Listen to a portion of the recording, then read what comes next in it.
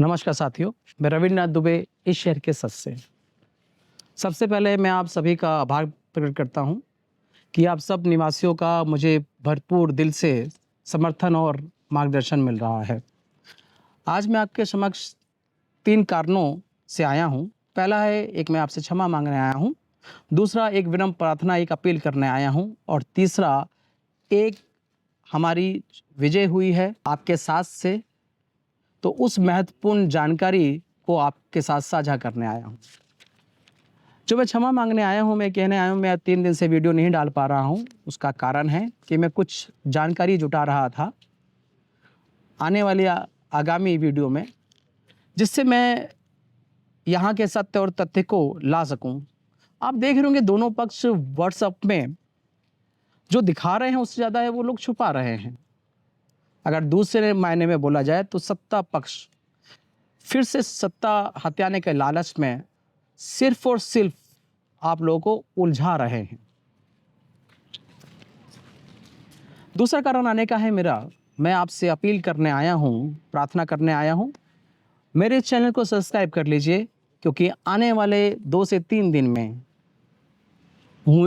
मुझे शायद सभी व्हाट्सएप ग्रुप से रिमूव कर दिया जाए, क्योंकि जो वीडियो आएगी वो पक्ष और विपक्ष के विरोध में होगी, दोनों के विरोध में होगी एक साथ। उनकी कुछ चीज़ों में सवाल उठेंगे तो मुझे बौखलाहट से मैं उसको रिमूव कर सकते हैं। तो ये सावधानी बरतने के लिए कह रहा हूँ कि आप चैनल को सब्सक्राइब कर लीजिए, जिससे आपके पास पूरे नोटिफिकेशन आते रहें। मैं 31 मार्च को एक वीडियो लाऊंगा जिसमें दोनों पक्ष की करतूत आपके सामने रखूंगा, सत्य और तथ्य के साथ। सिर्फ सत्ता और पद के लिए सोसाइटी को किस तरह बर्बाद कर दिया गया इन लोगों के द्वारा, मैं उनके हो सकेगा तो नाम भी लूंगा। तीसरा, एक जानकारी साझा करना है, यह अंतिम जानकारी है। आपके द्वारा खुले मंच में वर्तमान जो कार्यरत हमारी सुरक्षा एजेंसी है उसके ऊपर आप लोगों ने सवाल खड़े किए थे, उसके सकारात्मक रुझान आए, हमें उसके परिणाम आने शुरू हो चुके हैं। जब हमने सुरक्षा एजेंसी की अकुशलता, अदक्षता और अयोग्यता पे गंभीर सवाल उठाए थे, तो ये एजेंसी बौखला गई, तमतमाई, और एजेंसी के स्वामियों ने कानूनी नोटिस भेज दिया। मैं इस सुरक्षा एजेंसी को चुनौती देता हूं, इनके स्वामियों को। आप वकील के द्वारा कानूनी नोटिस, आप कोर्ट में केस कीजिए। आपकी कंपनी के कपड़े ना उतार दिए मैंने, और किसी को मत भेजिए नोटिस, 7 लोगों को, 8 लोगों को, आप सिर्फ मुझे भेजिए नोटिस। मेरे पास 2 वीडियो हैं। आपकी कंपनी को अगर नंगा ना कर दिया, आप मुझे बता दीजिएगा कि आपकी सुरक्षा एजेंसी काम किस प्रकार से करती है। एक वीडियो तो मैं अभी 2 दिन में रिलीज करने वाला हूं, और दूसरी वीडियो इतनी खतरनाक है कि उसको मैं यहां पर रिलीज नहीं करूंगा मैं, या अगर बहुत ही आप लोगों ने अपनी नीचता दिखाई तो शायद मैं उसको रिलीज भी कर दूं। मैं इन कठोर शब्दों का यूज कर रहा हूं क्योंकि आपके द्वारा ऐसी हरकत की गई है जिसको मैंने बहुत सकारात्मक लिया है।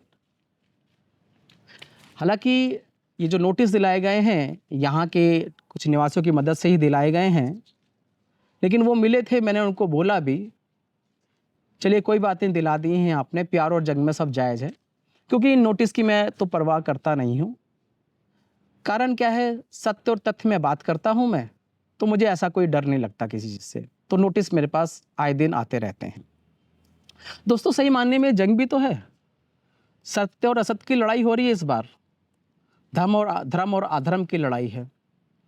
मैंने आपको अपनी पहली वीडियो में बोला था, ये बहुत ऐतिहासिक चुनाव होगा हमारा। वास्तव में हो क्या रहा है, जो शिप्रा की भूमि है वो कुरुक्षेत्र बन चुकी है। सभी योद्धा यहां तैनात हैं। यहां पर आपको द्रोणाचार्य भी मिलेंगे, भीष्म पितामह भी हैं, यहां पर जयद्रथ भी हैं, शिशुपाल भी है, कृष्ण भी हैं, अर्जुन भी, युधिष्ठिर भी हैं, दुर्योधन भी और दुशासन भी हैं, अभिमन्यु भी है, शकुनी मामा भी हैं। 3 के किरदार में स्पष्ट बता देता हूं आपको, बाकी का तो आप अपने हिसाब से, अपने विवेक से अंदाज लगा सकते हैं। द्रौपदी भी है, और द्रौपदी कौन है? आपकी हमारी शिप्रा द्रौपदी, जिसका चीरहरण किया है।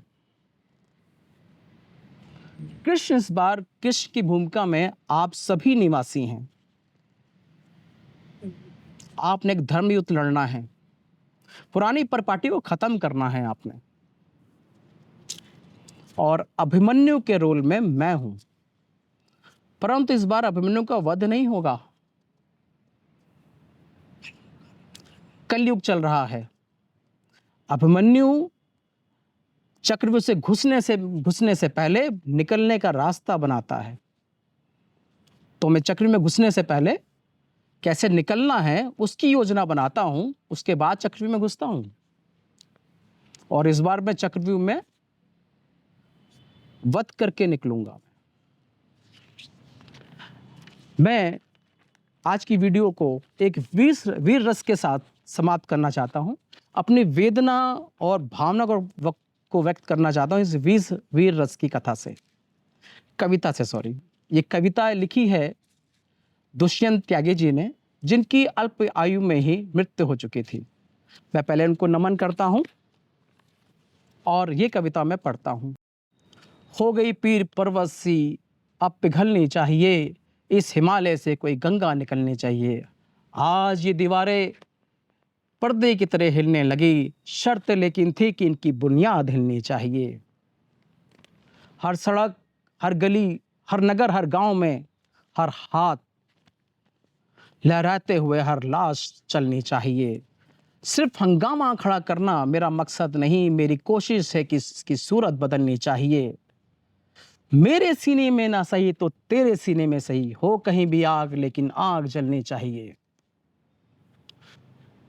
साथियों, एक बार मैं दोबारा आपको बताऊं, ये चुनाव बड़ा ऐतिहासिक होगा और इसमें आपने बहुत बड़ी भूमिका निभानी है। 31 मार्च को मैं एक वीडियो लाऊंगा जिसमें दोनों पक्ष की करतूतें आपके सामने रखूंगा। हालांकि करतूतें नई नहीं होंगी वो, लेकिन आपको इतना उलझा दिया गया है, सब अपने को दूध का धुला कर रहे हैं। तो मैं दोबारा एक बार अपील करता हूं, मेरे चैनल को सब्सक्राइब कीजिए, क्योंकि मुझे कभी किसी वक्त भी रिमूव किया जा सकता है, जिससे आपके पास कोई जानकारी, सभी तरह की जानकारी पहुंच सके और जिससे आप इस चुनाव में एक निर्णायक भूमिका अदा कर सकें। नमस्कार।